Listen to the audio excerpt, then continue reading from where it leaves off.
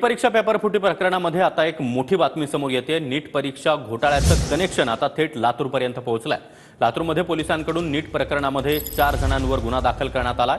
गुन्हा दाखल केलेल्यांपैकी एक जण दिल्लीचा असल्याची माहिती मिळते, तर गुन्हा दाखल झालेल्यांपैकी एक ताब्यात घेण्यात आलेला आहे, तर तिघे जण फरार असल्याची माहिती मिळते। नीट परीक्षा घोटाळ्याचा लातूर पॅटर्न। देशभरातील नीट परीक्षा घोटाळ्याचं कनेक्शन लातूरपर्यंत पोहोचलंय।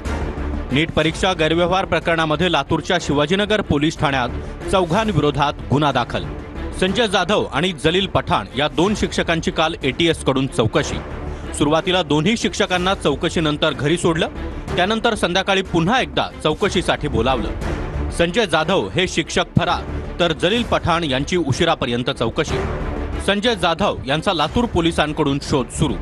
जलील पठाण मुख्याध्यापक असलेल्या शाळेतील महत्त्वाचे कार्यालय देखील सील।